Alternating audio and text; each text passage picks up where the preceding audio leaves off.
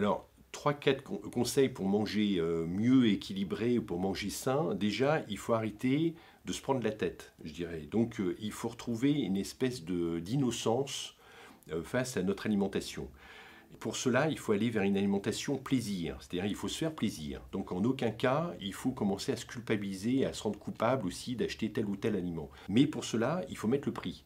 Donc une alimentation peu chère est une alimentation forcément qui va plutôt vers une alimentation ultra transformée. Parce que qu'est-ce qui coûte le moins cher? C'est le gras et le sucré. Donc, si vous achetez une alimentation entre deux marques, il y en a une qui est très bon marché et l'autre est plus chère, certainement que celle qui est très bon marché, ils ont rogné sur des éléments nutritifs qui pouvaient être bénéfiques pour votre santé. Donc, il faut mettre le prix. Donc, il faut retrouver ça aussi. Après, il faut absolument prendre du temps pour manger. Donc, actuellement, il y a des gens qui sont en train de rogner le temps de manger comme ils rognent le temps de sommeil. Donc on va sur d'autres activités, c'est-à-dire on passe de plus en plus de temps sur les tablettes, etc. Plus de 8 heures par jour sur les tablettes ou des objets connectés pour les jeunes. Donc c'est absolument dramatique, c'est-à-dire les jeunes vont passer 8 heures, donc un quart de leur journée est consacré à cette activité-là. Donc un tiers. Donc c'est absolument dramatique. C'est absolument dramatique parce que c'est au détriment de l'alimentation, parce que généralement c'est une alimentation qui devient une alimentation zapping, une alimentation vite ingérée, et c'est au détriment de leur activité physique bien évidemment, et au détriment du temps de sommeil qui va être également rogné et qui peut être lui-même responsable, cette diminution du temps de sommeil, de problèmes d'obésité ou de maladies métaboliques.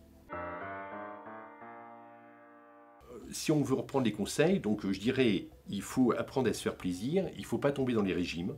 Deuxième conseil, donc je suis contre les régimes et on pourra développer. Après, il faut prendre du temps pour manger. Donc prendre du temps pour manger, c'est-à-dire manger ce qu'on dit classiquement maintenant en pleine conscience. Donc il faut mastiquer entre autres pour libérer tous les aliments, tous les nutriments, je vais dire, de l'aliment en bouche et pour que le cerveau soit informé en temps réel de ce que vous êtes en train de porter en bouche. Et à ce moment-là, le cerveau va pouvoir également informer les organes périphériques de ce qui arrive et pour qu'il y ait un ajustement parfait des calories, c'est-à-dire entre vos apports et vos sorties. Donc à ce moment-là, le poids va être pleinement équilibré quand vous prenez du temps pour manger. Ensuite, il faut diversifier son alimentation.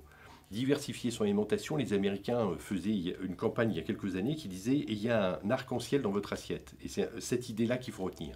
C'est-à-dire mettez les couleurs dans votre assiette. Parce que plus vous avez des couleurs, plus vous avez des antioxydants, donc des protecteurs contre les radicaux libres qui sont des agresseurs de vos cellules. Donc c'est des agents anti-vieillissement si vous voulez. Donc, et c'est des agents anticancéreux naturels. Donc vous avez intérêt à booster votre capital immunitaire en mettant des couleurs dans votre assiette tout simplement. Donc pour ce faire, on n'arrête pas de vous dire qu'il faut manger 5 fruits et légumes différents par jour. Respectez cette antienne, parce que c'est extrêmement important d'apporter des fruits et des légumes, parce que ça apporte des calories et que ça apporte des nutriments qui sont dits essentiels pour notre santé.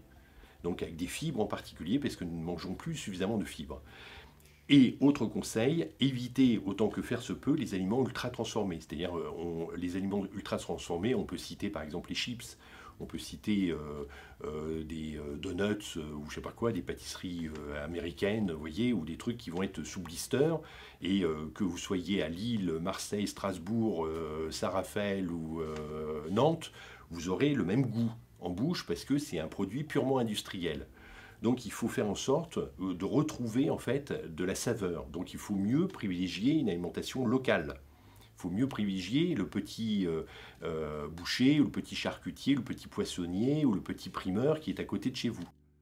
Donc, alors, je ne vais pas taper sur les grandes enseignes. Les grandes enseignes font aussi du bon travail essentiellement, pour l'essentiel. Mais c'est là où vous allez tomber sur les aliments ultra transformés aussi dans les grandes enseignes. Ça paraît évident. Et les marges sont quand même plus intéressantes sur les aliments ultra transformés que sur les aliments primeurs.